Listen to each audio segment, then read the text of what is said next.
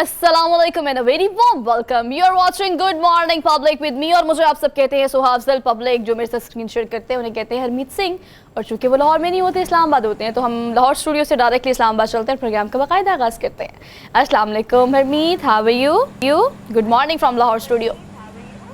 जी वालेकुम सलाम, सत श्री अकाल, गुड मॉर्निंग। वैसे मेरी तबीयत ठीक भी नहीं है, ऊपर से आज पहली बार जो है आप अंदाज़ा लगा लें, कहीं ना कहीं मुझे फीलिंग 85 फिल्मों के विलन की आ रही हैं। लेकिन बहरहाल आपने दुरुस्त फरमाया कि सुबह है, दूसरी सुबह है, और वीकेंड के बाद फिर मुसलसल हम देखते हैं कि जैसे बुध का दिन आता है, मंगल का दिन आता है, फिर दिन जो है वो हम गिनते जाते हैं और वीकेंड की तरफ बढ़ते जाते हैं। लेकिन आज बड़ी अहम पेशी है और कोशिश ये होगी कि शो के बाद फिर हम वहाँ का रुख करें। लेकिन जो इल्ज़ामात आ रहे हैं वो बड़े ख़तरनाक किस्म के हैं। वो भी आप देखें, एक तरफ तो हम देख रहे हैं कि अदलिया और पार्लियामान का टकराव है, तो दूसरी जानिब हम देख रहे हैं कि पाकिस्तान तहरीक इंसाफ के चेयरमैन की जानिब से जो इल्ज़ामात लगाए गए उसकी भी तरदीद ISPR की जानिब से आई है। तो ये टकराव जो है, टकराव की जो सियासत है, अब उसमें कमी के बजाय अब हम देख रहे हैं कि वो मामला जो हैं वो बढ़ते जा रहे हैं, जो कि मेरे ख्याल में बड़े ही ख़तरनाक नहज पर सारे मामला पहुंच चुके हैं। और जिस किस्म की सिचुएशन है,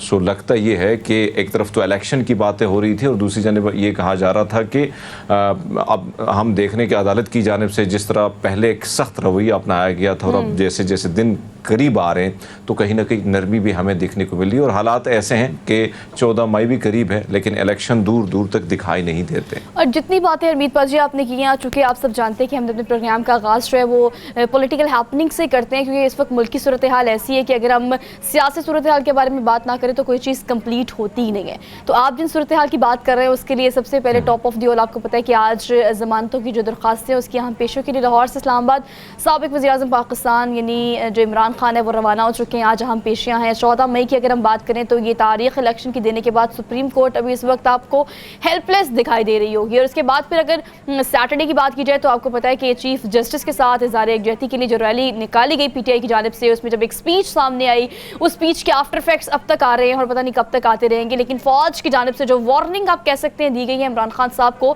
जो कि हाजिर सर्विस फौजी अफसर के खिलाफ उन्होंने नाम लेकर और बड़ी दीदा दलेरी से बातें की हैं और बगैर सबूत के की हैं, तो फ़ौज की जानिब से भी एक वार्निंग उनको जारी की गई है कि मुसलसल जो है वो इश्तियाल का निशाना ना बनाया जाए फौजी अफसरान को या इदारों को। हाँ, अलबत्ता उसके बाद ट्विटर पर हरमीत पाजी एक ऐसा महाज है जहाँ पर अक्सर आप देखते हैं कि इदारे और आपकी जो पर्सनालिटीज़ हैं वो आपस में बातचीत करते हैं। तो एक मुकालमा आप कह सकते हैं वो जो हुआ, आपको पता है वज़ीर-ए-आज़म पाकिस्तान शहबाज शरीफ ने एक ट्वीट की कि आप इस तरह से नहीं कर सकते और उसके बाद आपकी पैरवी कोई नहीं करेगा। इमरान खान साहब को उन्होंने मुखातिब किया, लेकिन इमरान खान साहब ने भी फिर उस ट्वीट का जवाब दिया और उस ट्वीट के जवाब में उन्होंने ये कहा कि आप मेरे चंद एक सवालों का जवाब दे दें कि एक आम शहरी हूँ, जैसे मैं पाकिस्तानी हूँ और मेरा ये हक बनता है, मेरा ये एक बुनियादी हक है मेरा ये कि मैं अगर मुझ पर हमला किया जाता है, कातिलाना हमला किया जाता है, तो उसके लिए आइन और कानून के मुताबिक मैं मुकदमा दर्ज क्यों नहीं करा सकता। मैं किसी को क्यों नहीं कह सकता कि भी मेरी जान को खतरा इस शख्स से, इस इदारे से, इस इदारे के इस हाजिर सर्विस अफसर से है। और दो इस तरह की बहुत सारी बातें, बहुत सारे चीज़ा कुछ सवाल। वैसे अनफॉर्चुनेटली सो अगर हम देखें तो आपको याद है जब भी हमारी जमातें हुक्मरान यानी हुक्मरानी का ताज सर पे रख लेती हैं तो फिर उनके रवैये, उनके बयानात बड़े चेंज हो जाते हैं। लेकिन माजी के अगर बयानात मैं निकालूं तो बहुत सारे पाकिस्तान पीपल्स पार्टी आसिफ ज़रदारी से लेके मियाँ मोहम्मद नवाज शरीफ साहब, शहबाज शरीफ चलो थोड़ा सा बीच बचाव का रास्ता ढूंढने की कोशिश करते हैं। लेकिन अगर मैं मरीम नवाज साहब की बात करूं तो मेरे पास बेतहाशा ऐसे ट्विटर पड़े हुए हैं जो उन्होंने ट्वीट किए थे, और ऐसे बहुत सारे बयानात जो इसी हवाले से थे, और वो भी माजी की जो इस्टेब्लिशमेंट थी उनके ख़िलाफ़ वो जिस किस्म से रवैया उनका था। तो ऐसे लगता है कि एक तरफ हम देख रहे हैं कि अब इमरान खान साहब जिस तरह इल्ज़ामात लगा रहे हैं, तो अब ये एक वतीरा बन चुका है कि जैसे आप अपोजिशन में आते हैं तो फिर आप एक इदारे पर जो है इल्ज़ामात की बौछार करते हैं और कहीं ना कहीं कोशिश करते हैं कि जो मामला है यानी दबाव इस किस्म से तेज़ कर दिया जाए, इस किस्म से चीज़ें, इस किस्म के इल्ज़ामात जो कभी कभी हम देखते हैं कि माजी में बहुत सारे इल्ज़ामात ऐसे भी थे जो भोंडे साबित हुए। लेकिन बहरहाल ये टकराव का जो मामला है, यकीन माने मामलात को एक सुलझे हुए तरीके से हल करना होगा, क्योंकि जिस किस्म से बहरान पे बहरान बढ़ते जा रहे हैं, IMF हमसे दूरी इख्तियार कर रहा है। चाइना ने ये बारहा मैसेज का जो दिया है उनके वज़ीर ख़ारजा की जानिब से कि अब मिल बैठ के कोई हल निकाला, इलेक्शन की तरफ निकलें, ताकि मुफाहमत की ये सियासत हो, ये जो टकराव की सियासत है ये मुल्क को भी नुकसान देगी और आसपास की जो दुनिया है, यानी अगर हम चाइना की बात करें, अब हम अफगानिस्तान की बात करें, दीगर ममालिक की बात करें, सीपैक की बात करें, बहुत सारे मामलात ऐसे हैं जिसकी वजह से रुके हुए हैं। और इसी तरह ओवरसीज़ पाकिस्तानी या जो इन्वेस्टर हैं, इन्वेस्टमेंट करना चाहते हैं, वो भी कहीं ना कहीं रुके हुए हैं इसी वजह से कि मुल्क जो तज़ब्ज़ुब का शिकार है और मुल्क में जो बेचैनी बेयकीनी की सूरत हाल है, इसी वजह से यहाँ पे इन्वेस्टर भी भागते और अल्टीमेटली आप जो बात कर रहे हैं IMF का आपने जिक्र किया, तो प्रोग्राम को आगे बढ़ाते हैं इस बात को करके कि IMF की जो कर्ज की किस्त हमें नहीं मिल रही, उसकी वजह से हमारा आने वाला बजट भी शदीद मुतासर हो सकता है। मुल्क की सूरत हाल ऐसी है कि अगर हम आटे की बात करें तो आटे की तरसील जो है पंजाब से KP के लिए रोक दी गई है। कल हड़तालें भी देखी हमने, फ्लोर मिल्स एसोसिएशन भी काफ़ी सड़कों पर थी। आगे का लाहेअमल भी उन्होंने आज के दिन देना है। और आज के दिन की एक और अहम हैपनिंग, आपको पता है कि कौमी असम्बली का अहम इजलास भी है जो कि कुछ देर में शुरू हो जाएगा और हमारे प्रोग्राम के दौरान ही होगा। तो ऑन एंड ऑफ आपको इस हवाले से अपडेट करते रहेंगे कि पॉलिटिकल हैपनिंग जो है वो सारी ये है जो सिनेरियो हमने आपको स्केच करके बताया। बट ये मॉर्निंग शो है भैया, आपको हमने कुछ और चीज़ें भी बतानी है अपने पूरे प्रोग्राम में। तो आज के हमारे रन डाउन में क्या क्या है हम उसके बारे में थोड़ी सी बात कर लेते हैं। काफ़ी सियासी गुफ्तगू का आगाज़ हमने ट्यूसडे का कर लिया है। So let's talk about top stories of good morning public. Top stories में पॉलिटिकल हैपनिंग हमने आपको बता दी कि हमने क्या क्या चीज़ें डिस्कस करनी है आज की होने वाली हम पेशी, जिसके लिए इमरान खान जो है वो लाहौर से इस्लामाबाद के लिए रवाना हो चुके हैं। आज होने वाला आम इजलास, और इसके अलावा अगर हम कौमी असम्बली के प्रैक्टिस एंड प्रोसीजर एक्ट की बात करें तो उसके हवाले से भी डिटेल में डिस्कस करेंगे आज के प्रोग्राम में। आगे बढ़ेंगे, पिंडी भटिया से एक ज़बरदस्त सा पैकेज है, और पैकेज जो है, चूँकि जब मैंने इस पैकेज के बारे में देखा है, रिपोर्ट जो हमने आपके लिए बनाई है, तो I just recall that time जब मैं टर्की में थी और मैंने आया सोफिया मस्जिद को बड़े करीब से, बड़े गौर से, बड़े एक्सप्लोर करके, वहाँ बैठ के पूरा जायजा लेते हैं जब आप किसी जगह पे जाते हैं। खासतौर पर अगर आप बीइंग ए टूरिस्ट जाए तो आपकी ज़्यादा से ज़्यादा कोशिश होती है कि आप रिसर्च करके जाएं या फिर वहाँ जाकर जितना डायग्नोस कर सकते हैं उतना डायग्नोस करें। तो खैर, आया सोफिया की तर्ज की एक बड़ी खूबसूरत सी मस्जिद है, यस, और पाकिस्तान में है। टर्की की तर्ज की है लेकिन है पाकिस्तान में। अब कहाँ पे है और किस तरह से उसको बनाया है, किस तरह की वो नज़र आती है, हैव यू विजिट बिफोर और नॉट, ये आप रिपोर्ट ज़बरदस्ती बनाई है हमने, वो आपको दिखाएंगे आज के प्रोग्राम में।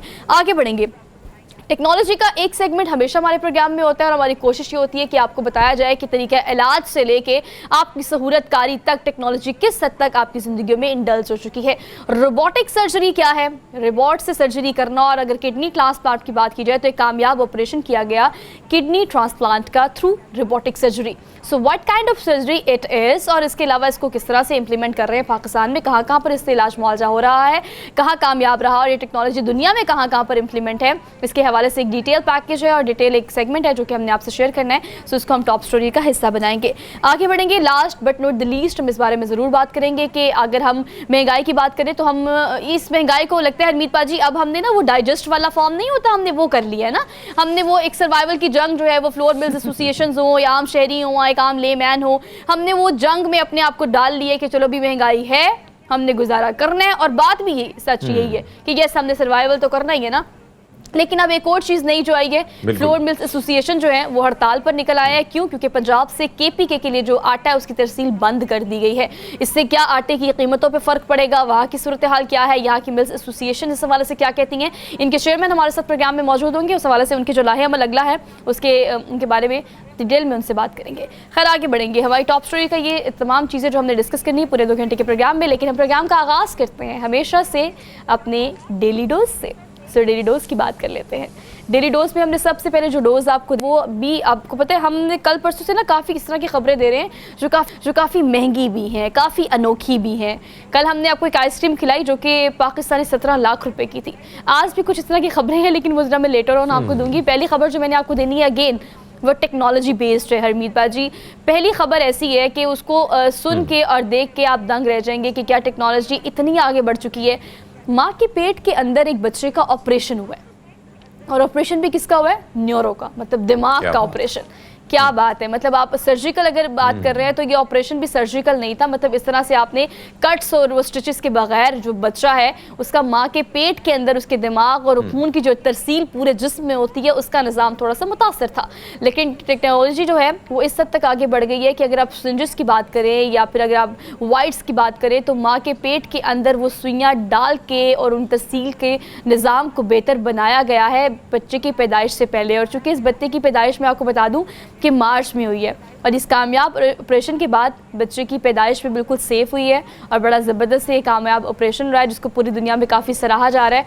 तो देख लें मीत जी, टेक्नोलॉजी ने यहाँ तक पहुँचा, अभी आगे बहुत ऐसी बिल्कुल बिल्कुल सोहा, अगर हम देखें हम देख रहे हैं कि मेडिकल के हवाले से, मेडिकल साइंस के हवाले से बात की जाए, साइंस जो भी है जिस वजह से हम देख रहे हैं कि बहुत सारी ऐसी सहूलियात, बहुत सारी ऐसी चीज़ें जिसकी वजह से अब दुनिया में बहुत सारी चीज़ों के हवाले से आसानी भी है। और आप देखें कि हम जब बहुत सारी चीज़ें माजी के हवाले से यानी तिब के हवाले से पढ़ते हैं तो हमें हमारे सामने मुख्तलिफ़ किस्म के ऑपरेशन सामने आते हैं कि किस किस्म से बड़े मुश्किल मराहल से इंसान गुजरते थे और उनके ऑपरेशन होते थे। आहिस्ता आहिस्ता जिस किस्म से हम देख रहे हैं कि इस लाइन में बड़ी तेज़ी आई, तो अब यह अंदाज़ा लगा लें कि कभी इंसान ने सोचा न था कि अब ये भी इस हद तक भी आप जा सकते हैं कि यानी माँ के पेट में जो बच्चा जिसने जन्म लिया है आगे उसने दुनिया में भी आना है, तो उससे कबल जिस मुश्किलात का उसको सामना है और जिस बीमारी का उसको सामना है तो वो माँ के पेट के अंदर भी उसकी ट्रीटमेंट हो सकती है। और ये साबित हो गया, ये बहुत बड़ी बात है। मैं समझता हूँ ये आसानी है इंसानों के लिए।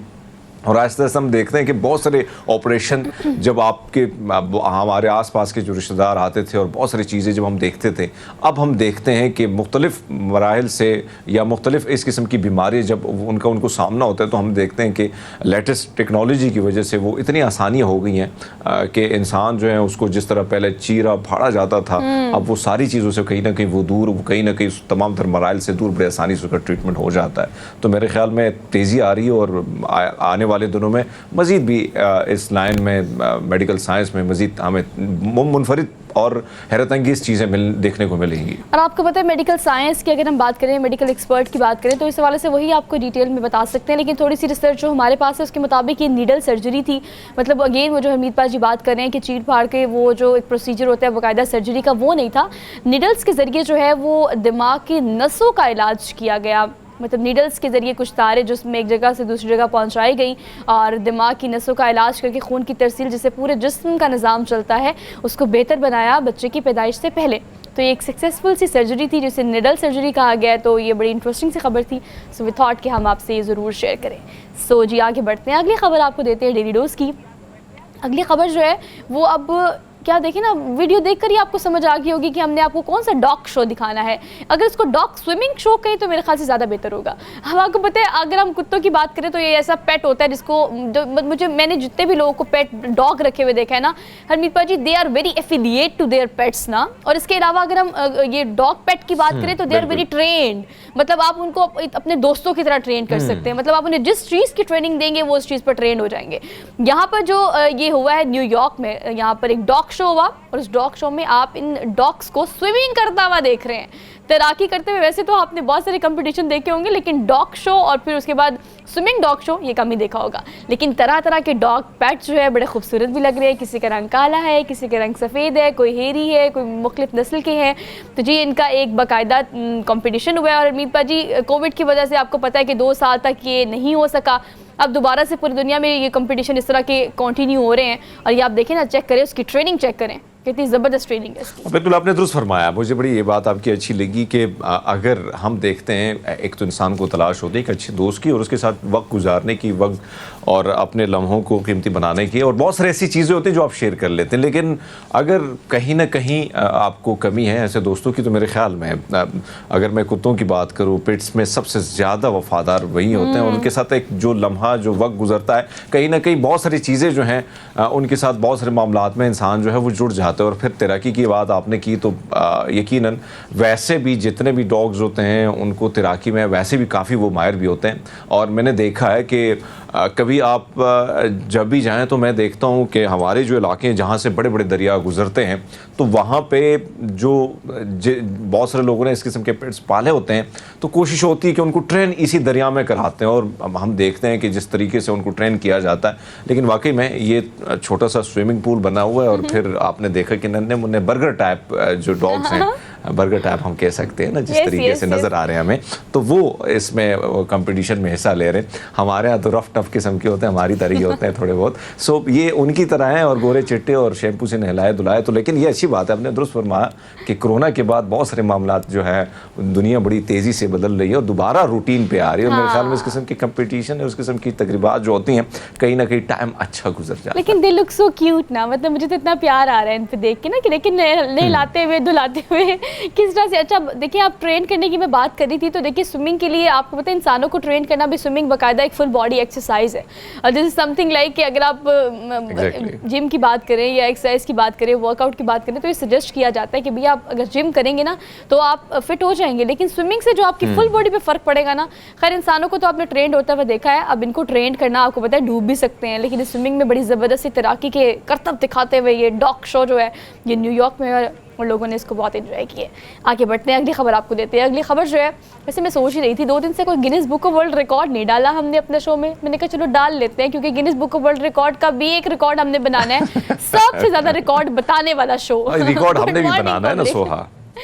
हमने बना लिया। आप समझे कि हम अगर Guinness book of world record को बुलाए और कहे कि सबसे ज्यादा Guinness book of world record बताने वाला शो, तो भाई हमारा Guinness book of world record बन गया समझे। खैर लेकिन ये खबर आपको देते हैं।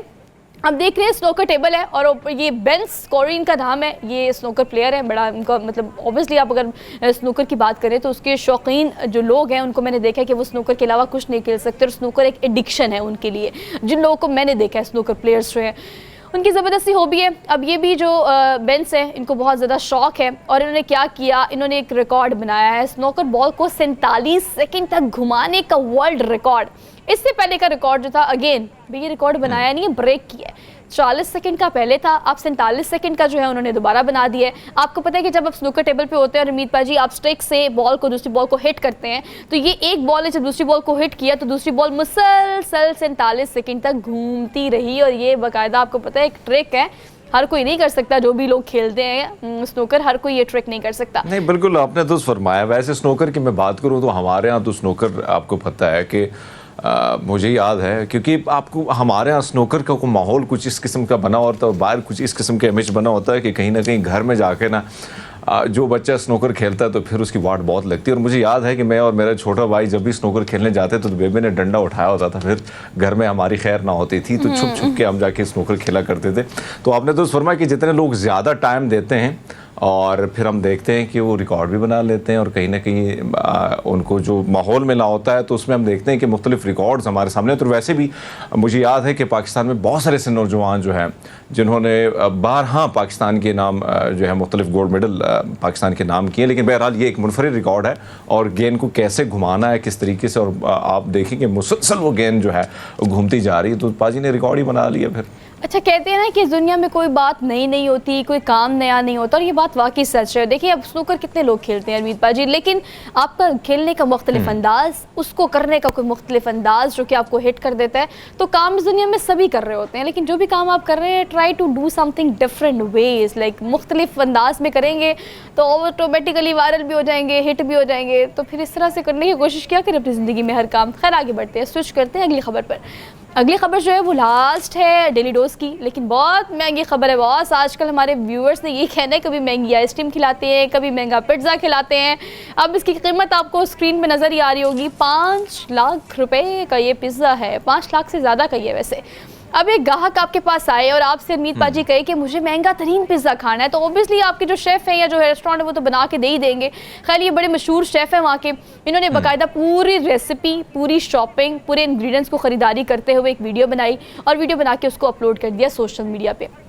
इनके पास ये ग्राहक आया, उसने कहा मुझे $2000 का पिज़्ज़ा बना के देना आपने। जनाब फिर उन्होंने क्या किया भाई, वो भी पहुंच रहे मार्केट, उन्होंने महंगी तरीन तमाम इंग्रेडिएंट्स को ख़रीदा जो कि पिज़्ज़ा में इस्तेमाल होती हैं, ज़्यादा एक्स्ट्रा ऑर्डिनरी एक्सपेंसिव जो होती हैं। अच्छा जी, उन्होंने ख़रीदारी की, उसकी भी वीडियो बनाई। उसके बाद जब पिज़्ज़ा बन के सामने आया तो जी कस्टमर तो बहुत खुश हुआ, क्योंकि उसने खुद कहा था वैसे $2000 बनते हैं, लेकिन अगर हम पाकिस्तानी रुपीज़ में बात करें तो आपको शॉक देने के लिए हमने अपनी कीमत पाकिस्तानी रुपीज़ में भी तो बतानी है ना। तो ये 5 लाख का पिज़्ज़ा जो आप स्क्रीन पे देख रहे हैं, वैसे भी महंगाई के बम जो है यहाँ पे 12 हुकूमत की जानिब से फेंके जा रहे हैं, लेकिन आप एक तरफ तो महंगाई की ज़्यादा, दूसरी तरफ आप इस किस्म के महंगे चीज़ें लेके आती हैं आवाम के लिए। तो वाकई में हम देख रहे हैं कि पिज़्ज़ा बनाया गया और वो भी जाहिर बात है कि $2000 भी जो है उसकी भी बाहर दुनिया में, फिर जाहिर बात है डॉलर की भी उसी तरह उसकी भी वो कीमत, यानी $2000 अगर उसने खर्च करें तो कई दफ़ा सोचते भी हैं। लेकिन आपने दुरुस्त फरमाया कि आप देखते हैं कि चाहे वो कल की आइसक्रीम हो और आज का पिज़्ज़ा हो, तो मुख्तलिफ़ किस्म की महंगी चीज़ें जो हैं वो खाने पीने के हवाले से हमारे सामने आ रही हैं। और वाकई में मेरे ख्याल में काफ़ी मुनफरिद बना है, जो विजुअल में नज़र आ रहा है बड़े मज़े का बना हुआ है। और वैसे लग रहा है कि दुनिया की हर किस्म की चीज़ उसके ऊपर वैसे कि हालांकि पिज़्ज़े को अगर आप देखें तो बड़ा सिंपल सा मुनफरिद किस्म का एक हल्का फुल्का जो है वो हमें नज़र आता है, लेकिन इसमें इंग्रेडिएंट्स जो हैं कुछ ज़्यादा ही डाले गए। देखिए ना हमने क्या क्या डाला है, बादाम डाल दिए, ग्लूटेन फ्री आटा डाल दिया, ये सारी चीज़ें एक्सपेंसिव ही होती है ना, मतलब उन्होंने एक फाइन फॉर्म तो हर चीज़ की डाली उन्होंने। और ऊपर से अगर कुछ चीज़ों का इजाफा बात की जाए तो आपको पता है एक टिपिकल कुछ इंग्रेडिएंट्स होते हैं जैसे पिज़्ज़ा बनता है, लेकिन इन्होंने कुछ एक्स्ट्रा ऑर्डिनरी चीज़ें डाली हैं, खुश मेवाजात भी डाले हैं, बादाम, ग्लूटेन फ्री और आटा, और आपको पता है हर चीज़ महंगी होती है। खैर ये डिमांड थी, ऑन डिमांड बनाया उन्होंने, कौन सा सबने ख़रीदना है, लेकिन एक मुख्तलिफ खबर थी, इंटरेस्टिंग और आपको हैरान करने वाली। चलिए मैंने कहा आपको खबर शेयर करते हैं। So we are done with our daily dose और हमने लेनी है क्विक सी ब्रेक, वापस आएंगे। Keep watching, good morning public. Welcome back after the break. Saturday को चीफ जस्टिस के साथ इज़हार यकजहती के लिए जो रैली निकाली गई उसमें पाकिस्तान तहरीक इंसाफ के चेयरमैन इमरान खान ने जो भी खिताब किया, उसके बाद ट्विटर के महाज की अगर बात की जाए या फिर सियासी लीडरान की बात की जाए या फिर हमारी फ़ौज की बात की जाए तो ISPR की जानिब से एक वार्निंग जारी की गई है कि आप किसी भी हाजिर सर्विस फौजी अफसर के बारे में ऐसे बात नहीं कर सकते बगैर किसी सबूत के। अलबत्ता इस तरह से डायरेक्ट बात करना, बगैर किसी सबूत के बात करना, एक बार फिर से किस तरह और किस बयानिए को लेकर चलना चाह रहे हैं इमरान खान साहब, इस पर हम बात कर लेते हैं डिटेल में। सरवर बारी साहब हमारे साथ आज गुड मॉर्निंग पब्लिक में मौजूद हैं, आपको आज के प्रोग्राम में खुशामदीद कहते हैं। अस्सलाम वालेकुम सर। Thank you. वालेकुम सलाम सर, आपको मेरी आवाज़ आ रही है? जी बिल्कुल आ रही है। Sir thank you so much for joining us this morning. Sir कहिएगा कि ये जो एक स्पीच की इमरान खान साहब ने, और उस स्पीच को आपने भी सुना, हमने भी सुना, लेकिन उसके बाद फ़ौज काफ़ी अरसे से ऑन एंड ऑफ कह रही थी कि हमें सियासत में ना दाखिल किया जाए या इस तरह के बयान ना जारी किए जाए, लेकिन एक बार फिर से एक स्पीच में डायरेक्टली नाम लेके मुखातिब करके कहा कि भी मेरा ये हक बनता है कि अगर मुझ पर हमला किया और मैं किसी को समझता हूँ कि ये हमले में या कातिलाना हमले में मुलव्वस है तो मैं उसके खिलाफ आईनी और कानून के मुताबिक कार्रवाई कर सकूँ। आप क्या समझते हैं इस तरह के बयानिए को, किस तरह का बयानिया बिल्ड करना चाह रहे हैं इमरान खान साहब इस दफ़ा? देखिए जी, मैं सियासत से बालातर होकर ये बात करना चाह रहा हूँ कि कोई इमरान खान साहब ने जो बात की है, जाहिर है उनके ऊपर हमला हुआ था और उस हवाले से वो किसी का भी नाम लेने का हक होता है, जो विक्टिम होता है वो किसी का भी नाम ले सकता है। और हमारी तारीख है कि चाहे नवाज शरीफ साहब हो, चाहे जरदारी साहब हो, चाहे उससे पहले जब मुशर्रफ साहब का इक़्तिदार था तो उसमें भी बहुत सारी इस तरह की बातें होती थी कि फौज का जो मुलव्वस होना है सियासत के अंदर वो पाकिस्तान में कोई ढकी छुपी बात नहीं है, हमेशा से ये चलता आया है। और उसकी वजह से पाकिस्तान 2 लख्त भी हुआ है 1971 में। और उसके बाद भी हम देखते हैं कि जो नवाज शरीफ साहब को निकाला तो उन्होंने भी इस तरह के बयान तो नहीं दिए किसी एक बंदे का नाम लेकर, लेकिन कमांडर इन चीफ का नाम लेकर तो अक्सर हमने देखा है कि जो फौज का कमांडर इन चीफ है उसका नाम लिया जाता है। चाहे बाजवा साहब का जिक्र होता रहा है, उससे पहले जो बेनज़ीर भुट्टो साहबा के ज़माने में हमें याद है जब 88 में हुकूमत को निकाला गया, IGI बनाई गई, सुप्रीम कोर्ट में जो है अभी तक वो रिकॉर्ड पड़ा है कि किस तरह फौज ने सियासतदानों में पैसे तकसीम किए और IGI की तश्कील दी ताकि बेनज़ीर भुट्टो की पीपल्स पार्टी को शिकस्त दी जा सके। तो ये कोई ढकी छुपी बात नहीं है कि फौज की मुदाखलत सियासी मामलात में रही है और हमेशा सियासतदानों का एक जो ग्रुप है उसने फौज की ये जो मैं समझता हूँ गैर आईनी जो मुदाखलत थी सियासत में उसको प्रमोट भी किया है, उससे बेनिफिशरी भी हुए हैं वो। जैसे अभी आप देखते हैं सरवर कि साहब, जो अगर हम देखें, एक तरफ हम देख रहे हैं कि पार्लियामान और सुप्रीम कोर्ट का टकराव है, दूसरी जानिब हम देख रहे हैं कि आईएसपीआर जो कभी काफ़ी अरसे तक खामोश था और अचानक जो है कल इस बयान के बाद वो भी गर्दिश में आ गया है। तो ये जो इदारों और सियासी जमातों का जो टकराव है, आपको नहीं लगता एक तरफ चाइना की भी कोशिश ये है कि पाकिस्तान में मामला जो है अफवाह तफहीम के साथ हल हों, लेकिन हम देख रहे हैं कि ना कोई बैठने को तैयार है, ना कोई इदारा जो है मामलात को सुलझाने के लिए रेडी है। तो आपको नहीं लगता कि ये हालात जो हैं, एक तरफ तो महंगाई की बात करें या मुआशी बहरान की बात करें, IMF हमसे भागता चला जा रहा है, तो एक गैर यकीनी सी सूरत हाल है। सर, इससे निपटने के लिए क्या करना होगा? क्या बाहर दुनिया, खासकर सऊदी अरब और इनसे ही मदद लेनी होगी इस मामलात को हल करने के, क्योंकि उनकी बात ही सुनी जा सकती है यहाँ पे और किसी को देखिए, पहली बात तो ये है कि हम सिम्टम्स के ऊपर बहस करते हैं, सिम्टम्स की बात करते हैं। कोई मामला जो है, जो जड़ है बीमारी की, जो हमारे मसाइल हैं, हमारे इश्यूज हैं, उनकी जो रूट कॉजेज हैं, उनकी जो अंडरलाइंग कॉजेज हैं, उनके ऊपर तो हम बात करने को तैयार नहीं है। और हम चाहते हैं कि बातचीत जो है वो बस सुलह सफाई हो जाए। लेकिन बुनियादी बात यह है कि पहला मेरे इशू है कि पाकिस्तान की जो अशराफिया है, खास तौर पर जो सियासी अशराफिया है, जिसको हम एलीट कहते हैं, सियासी अशराफिया में कोई कंसेंसस नहीं पाया जाता। उसकी बुनियादी वजह मेरी नजर में है जाती मफादात हैं। अगर इनके क्लास इंटरेस्ट हो, तबकाती मफादात हो, तो ये किसी न किसी कंसेंसस पे पहुंच सकते हैं। लेकिन चूंकि जो सियासी रहनुमा है, उनके ज्यादातर जाती मफादात हैं। जाती मफादात क्या है? उनका कारोबार की बात भी मैं नहीं कर रहा हूँ। कारोबार तो एक तबकाती मफाद होता है कि कोई जो सनतकार है तो सनती पॉलिसी ऐसी होनी चाहिए, जागीरदार हैं तो जरी पॉलिसी किस किस्म की होनी चाहिए। हमारे यहाँ जो सियासतदान है वो जाती जो दौलत है, जो चाहे जायज तरीके से बनाए या नाजायज तरीके से बनाए, और ज्यादातर जो दौलत उन्होंने इकट्ठी की है वो नाजायज तरीकों से की है। और चूंकि ये लूट खसूट का माल है सियासतदानों का, इसलिए इनके दरमियान से एक कंसेंसस डेवलप होने में बहुत दिक्कत लग रही है। इंडिया के सियासतदानों ने ये कंसेंसस बिल्ड अप किया क्योंकि उनके भी जाती मफादात है, लेकिन वहां पर जो जाती मफाद के ऊपर तबकाती मफादात का जो है वो गलबा है।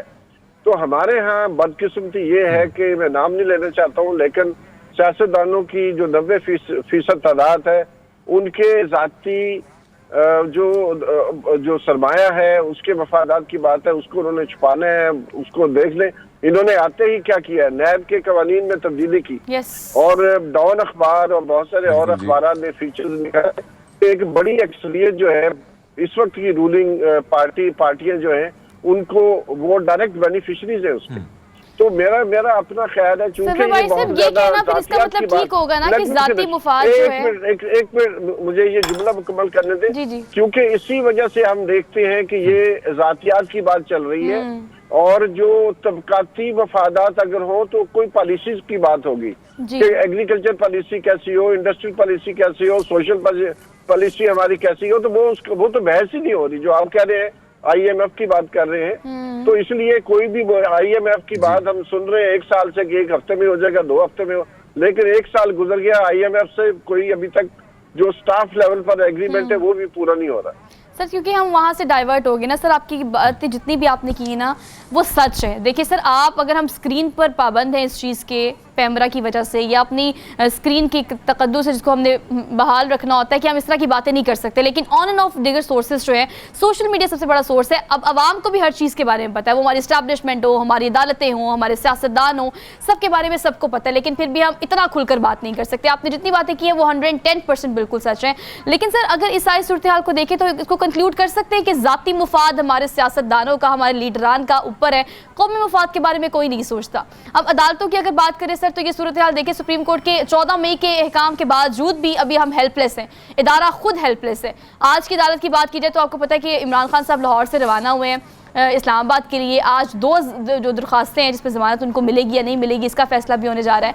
आप क्या समझते हैं सर, 7 से 8 पे उनको ज़मानतें मिल गई हैं, जब अदालत रिलीफ देती है तो फिर अदालत पे यानी जुडिशल एस्टैब्लिशमेंट की बात करना शुरू कर देते हैं, ये टर्म यूज़ करना शुरू कर दिए लोगों ने।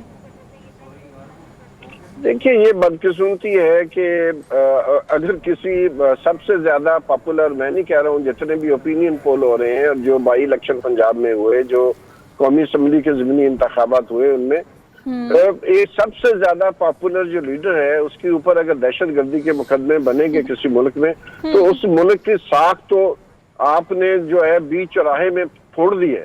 तो इस तरह की जो एटीट्यूड्स है, मैं उन्हीं की बात कर रहा हूँ। हमें जो बहस है, बहस का जो लेवल है, उसको ज्यादा बेहतर करने की जरूरत है। पैमरा की तमाम तर पाबंदियों के बावजूद पैमरा को ये राइट नहीं हासिल कि वो जो आइन में दिए हुए हमारे राइट्स हैं, एक्सप्रेशंस हैं, फ्रीडम की बात है, उसके ऊपर पाबंदियां नहीं लगा सकते। 121 और या 150 केसेस साबका प्राइम मिनिस्टर्स के ऊपर होना, बिल्कुल सियासी रहनुमाओं ने अगर कोई कानून की खिलाफ वर्जी की है तो उनके खिलाफ मुकदमे चलने चाहिए, बिल्कुल चलने लेकिन चाहिए।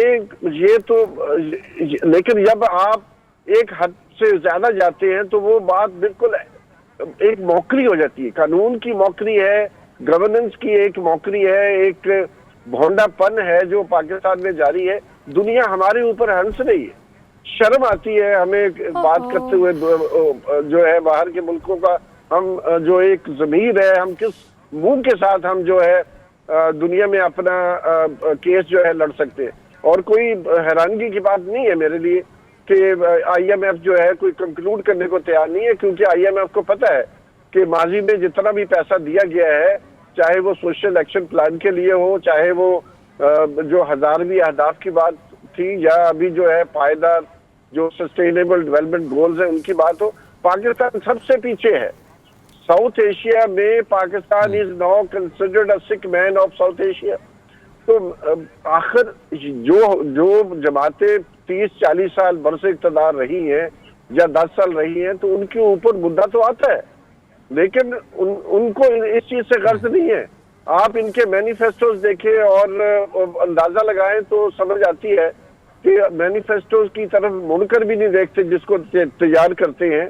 लोकल गवर्नमेंट के इंतखाबात करवाने की जो है मिसाक़े जमहूरियत में बेनज़ीर भुट्टो और नवाज शरीफ साहबा ने जो मिसाक तय किया था, उसमें शिक नंबर 10 थी कि लोकल गवर्नमेंट इंतखाबात बाकायदगी से करवाए जाएंगे। वो नहीं करवाए गए, ना PMLN ने करवाए, ना पीपल्स पार्टी ने करवाए, जब तक कि सुप्रीम कोर्ट ने जोर नहीं दिया, उनको ऑर्डर नहीं दिया।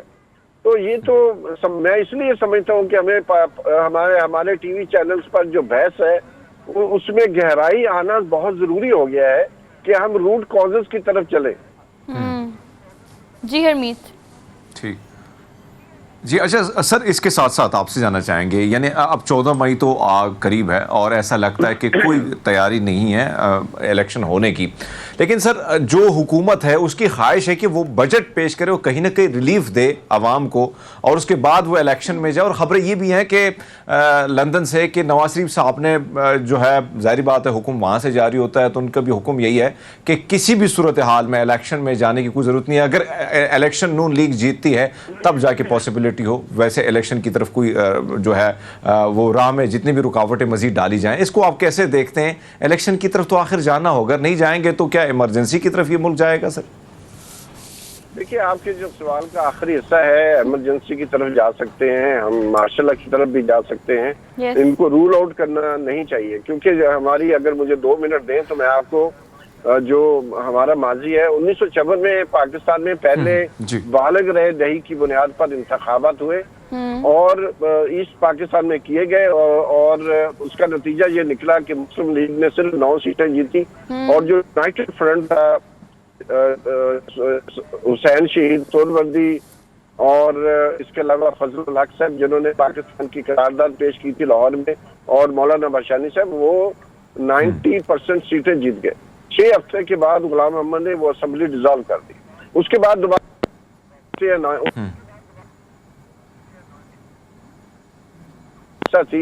1954 में, वो भारी अक्सरियत से जीतती है, तमाम सीटें जीत जाती है सिवाय एक सीट के। तो हमने कहा हम आपको इक़्तिदार नहीं देंगे। पाकिस्तान की मुसलसल तारीख है कि अगर तो जो अनडिजायरेबल पार्टी है, अनडिजायरेबल जो लीडर है उसमें और जो पसंदीदा लीडर है उसके दरमियान जो है पॉपुलैरिटी गैप जो है वो 40% से बढ़ जाए तो इंतखाबात नहीं होते, अगर हो जाए तो फिर असम्बलियां चलने नहीं दी जाती। लेकिन अगर गैप जो है वो 40% से कम हो, पॉपुलैरिटी गैप जिसको मैं कहता हूँ, तो फिर इंतखाबात हो जाते हैं क्योंकि मैनेजेबल होते हैं। 88 में हुए, 90 में हुए, 93 में हुए, 97 में हुए, तो नवाज शरीफ साहब 2/3 अक्सरियत से जीत जाते हैं। ठीक है sir, thank you so much, very well conclude कि हमने अपने माजी से नहीं सीखा, बहुत नुकसान उठाया फिर भी नहीं सीखा। एक ब्रेक लेनी है, वापस आएंगे। Keep watching good morning public. Welcome back after the break. So basically we are in the second hour of the show, और अगर हम टेक्नोलॉजी की बात करें तो प्रोग्राम में हमारा एक सेगमेंट इस तरह का ज़रूर होता है, इसमें हम कोशिश ये करते हैं कि टेक्नोलॉजी जिस तरह से, अगर हम हेल्थ फील्ड की बात करें, एजुकेशन फील्ड की बात करें, so we are living in 21st century, the era of technology and we have everything technological. तो हमारी कोशिश ये होती है कि इसकी इंप्लीमेंटेशन जहाँ जहाँ जिस तरह से कामयाब हो रही है उसके बारे में आपको ज़रूर बताएं। ये डिटेल में हम टॉपिक करेंगे, लेकिन उससे पहले मैं इंट्रोडक्शन करा दूँ। नसीम सिद्दीकी साहब ने हमें ज्वाइन किया इस्लामाबाद से, because Harmeet is not well, तो उनकी जगह रिप्लेस करके अब ये शो में हम शामिल करेंगे और इनके साथ हमारे जो गेस्ट होंगे उनसे डिस्कशन का आगाज़ करेंगे। अस्सलाम वालेकुम नसीम साहब, कैसे हैं आप? वेलकम, गुड मॉर्निंग टू नाजरीन। मैं बिल्कुल ठीक, आप सुनाए ठीक है? सर अल्हम्दुलिल्लाह, thank you so much for joining us this morning. बस हरमीत की तबीयत नहीं ठीक थी, हमने कहा चलो तुम छुट्टी करो, हम नसीम साहब के साथ शो कर लेते हैं। लेकिन अगर आज के हम टॉपिक की बात करें तो जी, टॉपिक मैंने फौरी तौर पे उनको हॉस्पिटल भेजा, मैंने कहा जाएं आप वहाँ पे। हाँ सर, ज़रूरी है सर, जान है तो जहान है। सेहत की हम बात कर रहे हैं, हेल्थ की हम बात कर रहे हैं। So if you talking about health sector, तो अगर हम कोविड-19 के उस इरा की बात करें तो 2 साल 3 साल जिस तरह से हमने जंग लड़ी है, बगैर बेसिक हेल्थ प्रोटोकॉल्स पाकिस्तान में न होने के बावजूद भी हमने अच्छे तरीके से इसको टैकल किया है। But now is time of transform all the health sector के हम कोशिश कर रहे हैं कि टेक्नोलॉजी जिस तरह से पूरी दुनिया में इंडल्ज है, हमारे इस सिस्टम में शोबा सेहत में भी आहिस्ता आहिस्ता ग्रेजुअली हम आगे बढ़ रहे हैं। हम प्लास्टिक सर्जरीज़ की बात करते हैं, बहुत सारी दीगर सर्जरीज़ की बात करते हैं जो कि अब हम देख रहे हैं कि मार्केट में इन है। लेकिन अगर हम हेल्थ सेक्टर की बात करें तो हमने ये देखा है कि रोबोटिक सर्जरी एक नई चीज़ है जिसका कामयाब तजुर्बा भी किया गया है। किडनी ट्रांसप्लांट का कामयाब सर्जरी हुई रोबोटिक के ज़रिए। इस पर हम डिटेल में बात कर लेते हैं कि किस तरह से ये सिस्टम होता है, किस तरह से टेक्नोलॉजी पाकिस्तान में मौजूद है। अगर तरीका इलाज की बात करें, तशखीस की बात करें, डायग्नोस करने की, तो सारी चीज़ें किस तरह से आप टेक्नोलॉजी के थ्रू हो रही हैं, इस पर डिटेल में बात करने के लिए डॉक्टर नदीम बिन नुसरत हमारे साथ मौजूद हैं। चेयरमैन हैं यूरोलॉजी डिपार्टमेंट के और PKLI इंस्टीट्यूट से इनका ताल्लुक है। इनको आज के प्रोग्राम में खुशामदीद कहते हैं। अस्सलाम वालेकुम सर। जी वालेकुम सलाम sir, thank you so much for being here, it's good to see you. Sir कहिएगा कि मैंने थोड़ा सा इनको कंसाइज करने की कोशिश की है कि टेक्नोलॉजी बहुत ज़्यादा ज़रूरी होगी, जो कि पूरी दुनिया में इस चीज़ की प्रैक्टिस ऑलरेडी बहुत ज़्यादा है। तो अगर इस सर्जरी की हम बात करें, इसको हमने रोबोटिक सर्जरी कहा है, इसका कामयाब किडनी ट्रांसप्लांट की सर्जरी भी आप लोगों ने की है। How was that and how we started? इसमें देखिए बेसिकली ये होता है कि कोई भी प्रोफेशन हो तो उसमें जो प्रोफेशनल्स होते हैं उनकी ये ख्वाहिश होती है कि उनकी जो एक्सपर्टीज़ हैं वो ओवरसीज़ एक्सपीरियंस से जो उन्होंने अचीव की होती हैं, तो उसमें उनकी ख्वाहिश ये होती है कि उनके पास जो मॉडर्न टेक्नोलॉजी पूरी दुनिया में है वो अवेलेबल हो। ट्रू। और उनके जो पेशेंट्स हैं उनको उस टेक्नोलॉजी से बेहतरीन केयर अवेलेबल हो और ये श्योर किया जाए कि in any way and shape we are not behind anyone else in the world. तो ये बड़ी अचीवमेंट होती है और हमारे लिए PKLI एक इदारे के तौर पे हमारे लिए it was a big milestone to achieve. True. और सर ये कामयाब तजुर्बा माशाल्लाह हमने किया भी है। अगर हम पाकिस्तान की बात करें, PKLI की बात करें, आपकी बात करें, आपके डिपार्टमेंट की बात करें, तो सर पाकिस्तान में पहली दफ़ा इसका एक्सपीरियंस किया गया है। और सर अगर इस टेक्नोलॉजी की पूरी दुनिया में बात करें, rest of the world, sir ये टेक्नोलॉजी किस तरह से पूरी दुनिया में इंडल्ज है, इसका इलाज करने से क्या क्या फ़ायदे हैं और ये कितना महंगा एक्सपेंस है, इस हवाले से भी कुछ ब्रीफ कीजिएगा। इसमें देखिए ऐसा है कि अच्छा, मेरा भी यहाँ पे डॉक्टर साहब से एक सवाल है, क्योंकि बहुत ज़्यादा कन्फ्यूजन पाया जाता है। अक्सर लोग ये समझते हैं कि ये जो रोबोटिक सर्जरी है इसमें कोई रोबोट आता है और वो सर्जरी करता है। तो डॉक्टर साहब इसका अगर आप एग्जैक्टली प्रोसीजर बताएं कि किस तरह ये किया जाता है तो लोगों के लिए बड़ी इसमें आसानी पैदा हो जाएगी। डॉक्टर नदीम, ये जैसे नाम डिपिक्ट करते हैं ना रोबोटिक सर्जरी, तो इट साउंड्स लाइक और सीम्स टू बी लाइक अच्छा रोबोट आके सर्जरी करता है, ये कोई मिसकंसेप्शन? आप कह सकती हैं कि रोबोट ही सर्जरी करता है, लेकिन सिर्फ इतना उसमें जो फ़र्क है कि रोबोट जो है वो आर्टिफिशियल इंटेलिजेंट होता है। यस। रोबोट जो है वो सेल्फ अवेयर नहीं होता। उसका कॉन्शियस नहीं होता। तो बेसिकली वो जो रोबोट है या रोबोटिक आर्म्स होते हैं उसको जो कंट्रोल कर रहा होता है वो ह्यूमन बीइंग होता है। अच्छा सर, हम ये दिखा भी रहे हैं, जो स्क्रीन पे हम साथ साथ दिखा रहे हैं, अगर आप साथ साथ इसको डिपिक्ट कर देंगे ना तो शायद ऑडियंस के लिए आसानी हो जाएगी। अब ये देखिए, बाकी लोग जो मौजूद हैं ऑपरेशन थिएटर में, वो भी वहाँ पे मौजूद हैं, वो अपना काम वो कर रहे हैं, लेकिन जो चीज ऑपरेट कर रही है वो रोबोटिक आर्म्स हैं और उसे कंट्रोल किया जा रहा है बाय ए सर्जन। या एग्जैक्टली, तो वो सिर्फ कंट्रोल कर रहा होता है रोबोट को, लेकिन पेशेंट साइड पे there is no surgeon. Patient side पे रोबोटिक आर्म्स होते हैं जो कि ऑपरेट कर रहे होते हैं, सारा काम कर रहे होते हैं। और बात यह है कि आप इंसानी जो हाथ है उसका साइज को देख लीजिए, ठीक है, और जो रोबोटिक आर्म होता है वो 5 मिलीमीटर का होता है। Okay, that is pretty much more easy. Easy क्या, छोटा सा वो सुराख होता है, 5 मिलीमीटर का वो सुराख किया जाता है, उसके जरिए जो रोबोटिक आर्म है, जो रोबोटिक इंस्ट्रूमेंट है, वो ह्यूमन बॉडी में जा रहा होता है और वो काम करता है। और छोटी से छोटी कैविटी जहाँ पे अच्छा, सर्जन पास नहीं होता, लेकिन बाकी जो स्टाफ है वो सारा मौजूद होता है वहाँ पे असिस्टेंस करने के लिए। जी जी बिल्कुल, चूंकि पेशेंट की जो इनिशियल प्रेपरेशन है वो तो हम लोग ही करते हैं, स्टाफ करता है। लेकिन जब एक दफा पेशेंट प्रिपेयर हो जाता है उसके बाद वो रोबोटिक आर्म्स जो होते हैं उनको हम कहते हैं डॉक कर दिया जाता है। और जब वो डॉक हो जाते हैं तो उसके बाद जो सर्जन है वो अपना जो कॉफ़ी या चाय वो लेके एक कोने में बैठ जाता है। वो अपने ड्राइंग रूम से भी काम ये कर सकता है, अपने ऑफिस से भी कर सकता है। एक वो जो कंसोल होता है उसके ऊपर बैठ के वो काम करता है, और उसके हाथ में जो कंट्रोल होता है that is as good as joystick of a PlayStation. It seems to be like you're playing some game or something like that. लेकिन सर आपने काफी हद तक इस चीज को क्लियर कर दिया। मैं चाहती हूँ ये भी ऐड कर दें कि डिफरेंस क्या है। अगर आप मैनुअली करते हैं, ऑब्वियसली कुछ आसानियाँ आपने बता दी कि ये आसानियाँ होती हैं, लेकिन जो रिजल्ट की हम बात करें या सर्जरी की हम बात करें तो what kind of difference in positive difference जो आप देखते हैं कि आ रहे हैं, अगर आप रोबोटिक सर्जरी की तरफ जाते हैं या आप मैनुअल सर्जरी की तरफ जाते हैं, तो क्या क्या इसके फायदे? देखिए, इसमें फ़ायदा बुनियादी तौर से ये है कि इसमें पहला काम ये होता है कि इसका जो इमेज होता है वो 3 डायमेंशनल होता है। ओके, वो इमेज जो है वो जो हाई रेजोल्यूशन होता है, हाई डेफिनेशन होता है, और उसको ह्यूमन आई के लिए कई गुना मैग्नीफाई किया जा सकता है, और उसमें जो ट्रेमर्स होते हैं वो नहीं होते। ठीक है, तो 5 चीज़ें तो ये हो गई। ठीक हो गया। दूसरी बात ये है कि इसकी कॉस्ट इफेक्टिवनेस बहुत ज़्यादा है। कहने को तो इसकी जो कॉस्ट है एक रोबोटिक पूरे इक्विपमेंट की वो 2.8 मिलियन US डॉलर्स है। लेकिन बात ये है कि इसका जो बेसिक डिफरेंस है वो ये है कि एक ऑपरेशन जो 2.5 घंटे में होता है इसमें 1 घंटे में हो जाता है। अगर पेशेंट ने 3 से 5 दिन हॉस्पिटल में स्टे करना है, इसमें 1 या 2 दिन का स्टे होता है मैक्सिमम पेशेंट का इन द हॉस्पिटल। और उसमें यह है कि जिसने मैंने कहा कि सर्जन जो है उसकी जो प्रिपरेशन में जो कॉस्ट आती है, उसका गाउन है, उसके ग्लव्स हैं, उसका सारा कुछ है, उसकी ज़रूरत अब नहीं है। वो अपने ऑफिस से बैठ के ऑपरेट कर सकता है। तो इट्स टोटली अ पैराडाइम जो है शिफ्ट। एक बात।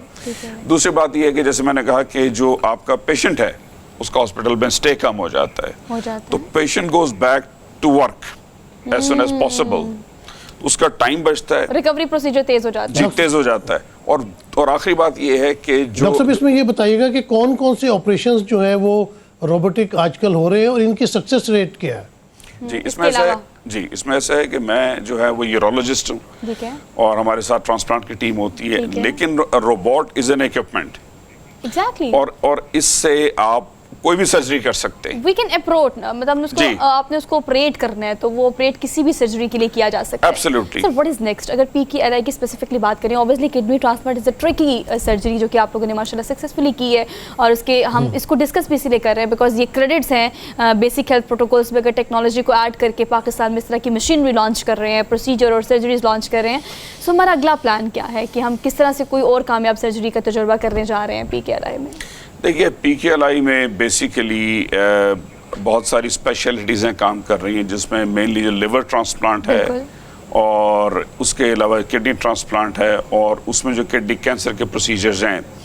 लेकिन हमारी ख्वाहिश ये है, हमारी कोशिश ये है कि ये जो रोबोटिक इक्विपमेंट है ये जो पब्लिक हॉस्पिटल्स हैं, जो गवर्नमेंट हॉस्पिटल्स हैं, उनमें आए।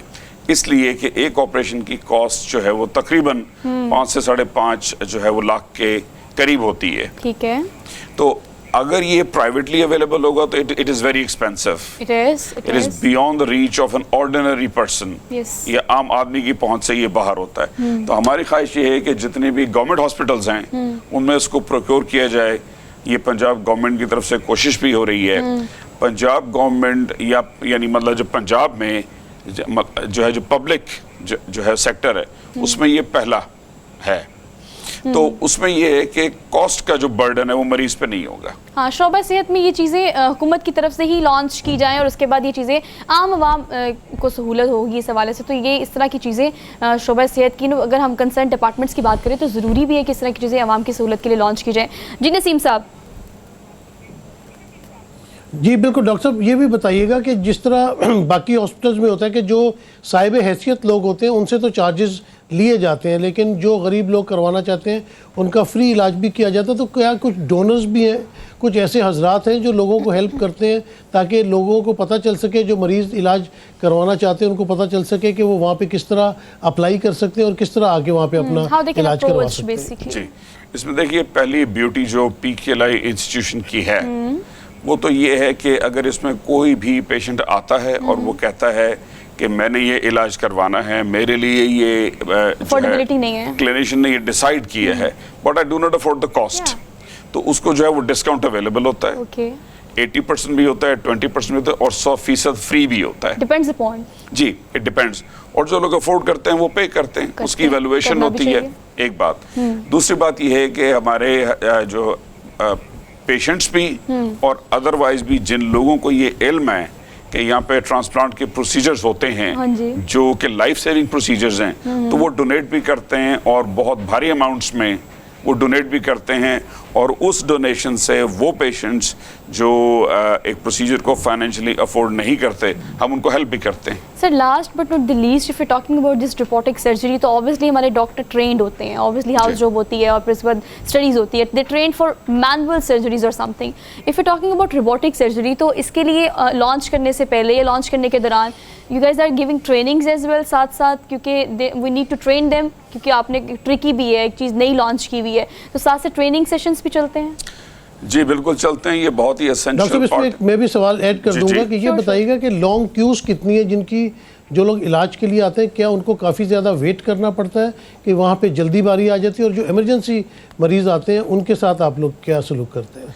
देखिए इसमें ऐसा है कि इमरजेंसी तो इमरजेंसी है and that has to be dealt with immediately, there is no time, I mean we can not, there is no point to wait. एक बात, जो इलेक्टिव प्रोसीजर्स हैं उसमें हमारी कोशिश और जो ख्वाहिश ये होती है कि हम एक हफ्ते या 2 हफ्ते के अंदर अंदर उस मरीज का जो ट्रीटमेंट है वो कंप्लीट करें। ऑलराइट। और सर ये जो मैं ट्रेनिंग की बात करी थी इस हवाले से बताएगा? जी, ट्रेनिंग के बारे में ये है कि देखिए बात ये है कि ये एक नई टेक्नोलॉजी है और इसमें जैसे हर मुल्क का होता है कि उनके जो ओवरसीज लोग होते हैं, मैंने तकरीबन 22 साल पाकिस्तान से बाहर काम किया है। ठीक है। तो उसमें ये होता है कि जब हम बाहर काम करते हैं इंग्लैंड में, आयरलैंड में, अमेरिका में या कोई भी और ओवरसीज कंट्री जहाँ पे ये टेक्नोलॉजी अवेलेबल है और वहाँ हमारी ट्रेनिंग होती है, तो उसमें हम कोशिश करते हैं कि या तो पार्ट टाइम के तौर पे वो लोग यहाँ पे आएँ पाकिस्तान, या वो जो फुल टाइम कैपेसिटी में अपनी ट्रेनिंग कंप्लीट करके पाकिस्तान आए और पाकिस्तान आके इस टेक्नोलॉजी को प्रमोट करें, और जो यहाँ के लोग हैं जो बाहर नहीं जा सकते उनको यहाँ पे ही ट्रेनिंग दें। तो हमारे ये 2 कंपोनेंट्स हैं, हम पेशेंट्स को ट्रीट करते हैं और उसके साथ साथ जो यहाँ के डॉक्टर्स हैं उनको हम ट्रेन भी कर रहे हैं इसी टेक्नोलॉजी पे। Alright sir, very much clear. Thank you so much for being here. Thank you very much. Productive session रही है। डिस्कशन को करने का मकसद भी ये था कि अगर हम कंसर्न डिपार्टमेंट्स की बात करें, शोबे सेहत की बात करें, तो हमारी कोशिश ये है, और पाकिस्तान और मुल्क पाकिस्तान की और हमारी हुकूमत की कोशिश भी ये है कि जिस तरह से भी आम ले मैन को जो अफोर्ड नहीं कर सकता, इस तरह की इंस्टीट्यूट जो है वो सहूलत दे सके इलाज की, तो ये इस तरह की यही उसकी ही एक कड़ी है और एक नई टेक्नोलॉजी है जो कि पाकिस्तान में लॉन्च की गई है। तो ये इस हवाले से डिस्कशन करना बहुत ज़्यादा ज़रूरी था। हमने क्विक ब्रेक लेनी है, अब वापस आते हैं। Keep watching good morning public. Welcome back after the break. So basically मुल्क की सियासी सूरत हाल के बारे में तो प्रोग्राम के आगाज़ से लेकर आखिर तक हम मुसलसल बात करते हैं, लेकिन माशी सूरत हाल भी ज़्यादा बेहतर नहीं है, क्योंकि आपको पता है कि हम हमेशा बात करते हैं कि सियासी इस्तेहकाम होगा तो ही माशी इस्तेहकाम की तरफ हम जा सकते हैं। लेकिन इस वक्त आटे की सूरत हाल की और महंगाई की अगर हम बात करें तो सूरत हाल पूरे मुल्क में ये है कि अब पंजाब से KPK में जो पंजाब से आटा जाता है, जो तरसील है, उसको बाकायदा बंद किया गया है। और बंद करने के अलावा प्राइसेस बहुत ज़्यादा इंक्रीज़ हो गई है। एक आपको पता है जो दादोशुमार अब तक हमारे पास आ रहे हैं उसके मुताबिक पिछले साल 2022 की अगर हम बात करें तो फी मन जो आटा लिया गया उसकी कीमत 2200 रुपये थी। हम अभी हुकूमत की बात कर रहे हैं, फ्लोर मिल्स एसोसिएशन की बात कर रहे हैं, 2200 रुपये का फी मन आटा, लेकिन अब वो 3000 का मिल रहा है। और 3000 फी मन के अलावा अगर दीगर हर्डल्स की बात करें तो उसके बाद प्राइसेस तो वेरी करती हैं, और वेरी जो करती हैं वो एरिया टू एरिया करती हैं। तो ये तमाम तर जो रुकावटें हैं जिसकी वजह से प्राइस इतनी इंक्रीज़ हो रही है, और फिर साथ साथ डिमांड और सप्लाई की चेन बहुत मुतासिर हो रही है, इस पर हम डिटेल में बात करेंगे। इफ्तिखार अहमद मट्टू हमारे साथ मौजूद है, चेयरमैन फ्लोर मिल एसोसिएशन है पंजाब। तो इनसे इस हवाले से बात कर लेते हैं। अस्सलाम वालेकुम सर। वालेकुम सलाम। सर बहुत शुक्रिया आपके आने का, आपके वक्त का। सर कहिएगा इस सारी सूरत हाल में कि अभी आपका अगला लाहे अमल क्या होगा? देखिए करंटली जो पोजीशन है ना, पीएम साहब ने पिछले दिनों एक जो वर्किंग करवाई थी, इस वक्त 2,75,00,000 टन गंदम पैदा हुई है, जो पिछले 10 साल रिकॉर्ड टूटा है। ये मेरी फिगर नहीं है, गवर्नमेंट की फिगर है। ठीक है। और पिछले साल जैसे आप जिक्र कर रही थी कि 2200 रुपये मन के हिसाब से खरीदारी हुई, और इस साल 3,900 के हिसाब से सरकारी रेट से खरीदारी हो रही है। ऑलमोस्ट आप डबल के करीब चले गए। प्राइसें पहले ही डबल हो चुकी हैं। अब हुआ क्या है कि इन्होंने ये किया है कि इन्होंने पूरा मुल्क को चौक कर दिया। पहले तो इन्होंने सूबे बंद किए, फिर उन्होंने ज़िले बंद किए, फिर आप तहसील लेवल पर आ गए, और अब हालात ये हैं कि फ्लोर मिलों के बाहर फूड डिपार्टमेंट का या डिस्ट्रिक्ट गवर्नमेंट के लोग खड़े होते हैं, जो गंदम आती है वो उसको पकड़ देते हैं, होल्ड कर लेते हैं। तो जब ये पैनिक में जब आप जाएंगे तो अल्टीमेटली प्राइसेस तो ऊपर ही जाएंगे। अभी तो जो दादा शुमार आ रहा है इसके मुताबिक तो प्राइस 3 टाइम्स डबल हो गई है ना। लेकिन सर ये हड़ताल जो आप लोगों ने शुरू की, अभी आप कुछ मुझे फुटेजेस दिखा रहे थे जो KPK फुटेजेस थी, अब इस हड़ताल का मकसद हम तो देखें ना, आवाम को तंग करना मकसद तो नहीं है ना।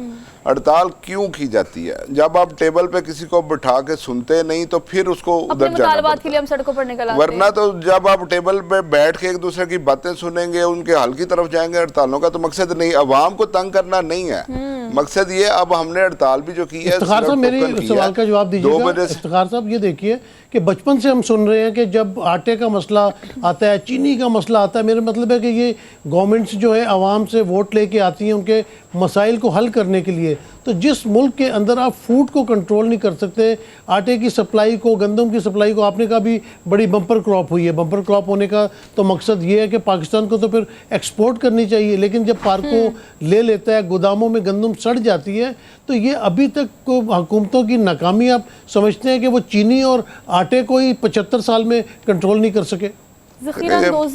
नहीं, ये फुकदान है पॉलिसियों का।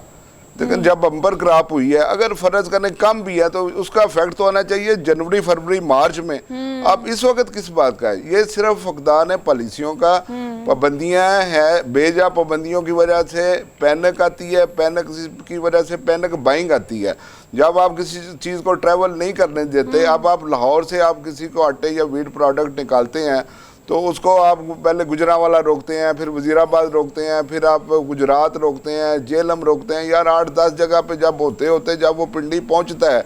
अब इस वक्त लाहौर में गवर्नमेंट बाइंग कर रही है 3,900 के हिसाब से, लाहौर में गंदम है 4,700 रुपये के हिसाब से, और पिंडी में गंदम है 6,000 के हिसाब से। वजह क्या है कि ट्रैवलिंग इजी नहीं है। इसलिए कि वो जब लाहौर से पिंडी पहुंचती है तो जितने पुलिस नाके लगे होते हैं वहाँ पे उनको हिस्सा देना पड़ता है, इस वजह से डेफिनेटली वो महंगी हो जाएगी। तो फिर आप खुद समझदार हैं। देखिए ये वो बातें जो हम कर लेते हैं, और अगर हम नहीं भी करते तो आवाम को पता होती है कि कहाँ पर कौन सी चीज़ किस तरह से प्रोसीजर में उसका अमल दखल है, और वो आप समझे कि मुझे लगता है कि वो सिस्टम का हिस्सा है अपना। नहीं होना चाहिए ना, उसमें से हमें निकलना चाहिए। देखो अवाम सफर कर रही है ना, मुआशी कत्ल तो अवाम का हो रहा है ना। देखें एक चीज 3,000 पहले आपने 2,200 वाली 3,900 पे कर दी, आप उसको इस तरह का हुआ बना दिया कि वो मार्केट में 6,000 पे चली गई है। तो 6,000 पे कौन खरीद रहा है? डायरेक्टली प्रोपोर्शनल है ना। देखिए अब आपको महंगी मिल रही है तो आप महंगी दे रहे हैं, तो कॉमन सेंस है, कॉमन सेंस है। लेकिन इस कॉमन सेंस को अगर हम स्पेसिफिक सेंस में लेके जाएं, अब इस वक्त जो हड़ताल तरसील बंद की है, पाबंदी आयद की है, आप लोग का लाहेमल क्या, आप लोग क्या मुतालबत रखते हैं नेगोशिएशन के लिए? हम तो बार बार कह रहे हैं कि बात सुने। पिछले 5 साल का हमारी बात ना, हम अगर अपने मुफादात की बात करते हैं, आप हमारी बात ना सुने। क्या सुने? आप अपने रिकॉर्ड निकाल लेना।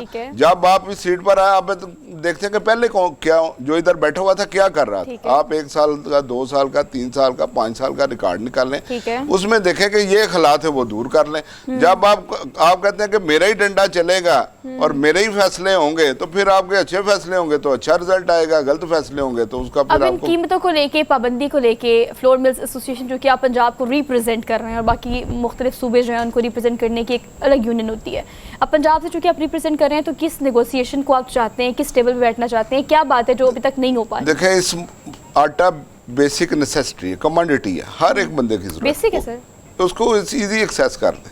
ना उसका ज्यादती ना करें। लोग जफर कर रहे हैं, 3 साल से जबा हो रहे हैं, मेहरबानी करें इसको इजी कर दें, इसको रिलैक्स कर दें। अब पहले भी आटा इस मुल्क के, हमारा एग्रीकल्चरल मुल्क है, कैसे कंसाइज आप देखें ना, फ्री मूवमेंट, इन्होंने फूड सिक्योरिटी ले ली, इसको इन्होंने, हम कह रहे हैं कि मिलों के पास गंदम नहीं है, होल्डर्स के पास है, आप होल्डर्स के पास जाएं। ये क्या कर रहे हैं कि मिलों के ऊपर बार बार आ रहे हैं, कहते हैं जी आपने जो गंदम खरीदी हुई हम उनसे उठाएंगे।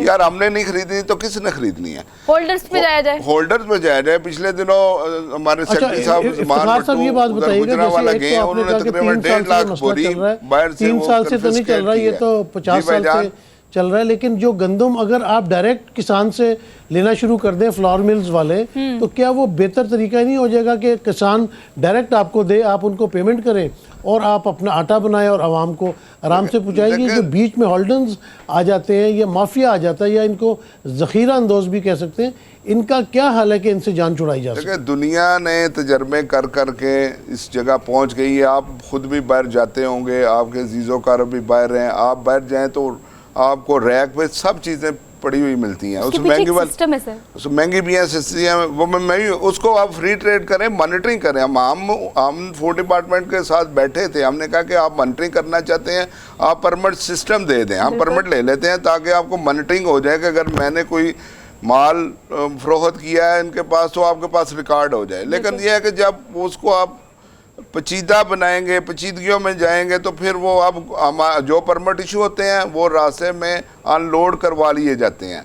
अब जो 3,900 रुपये में इजी एक्सेस हो तो फिर हमें भी ये गवर्नमेंट कह रही है जी आपको ने 3,900 रुपये पे गंदम खरीदी है। हमने 3,900 रुपये नहीं खरीदी, हमने सिंध से माल मंगवाया था, वो मैं 45-46 रुपये पड़ा था। उस वक्त तो मैं पंजाब गवर्नमेंट कहा था कि आप सिंध से माल मंगवा लें, हम आपको इजी एक्सेस देते हैं। तो हमारे पास महंगे माल पड़े हुए हैं, वो क्वालिटी का भी एक इशू होता है क्योंकि हम जो मैदेफाइन की मिले हैं उन्हें अच्छी गंदम चाहिए और अच्छी वो प्रोडक्ट की तरफ जाना चाहते हैं। सर अभी नेगोशिएशन की अगर हम बात करते हैं फॉर एग्जांपल, तो किसी ने अप्रोच किया है इस सूरत हाल के बाद, या आप चाहते हैं कि किसी से रब्ता हो ताकि हम भी बैठकर बात कर सकें? नहीं, इस वक्त तक तो हमारे साथ कोई भी बैठने के लिए तैयार नहीं। हम कतन हड़ताल नहीं चाहते ना, हमने टोकन हड़ताल की है। सिर्फ कंटिन्यू करेंगे सर इसको अगर सूरत हाल नहीं कोई देखिए, अब आज हमने एग्जीक्यूटिव बॉडी की मीटिंग बुलाई हुई है, ठीक है, तो उसमें तमाम दोस्त इकट्ठे होंगे और फिर जो फैसला करेंगे। हमारा मकसद हड़तालों में क्या पड़ा हुआ है, मकसद तो ये नुकसान है, हम कोई हड़ताल की तरफ नहीं जाना चाहते। ये मजबूरन ये एक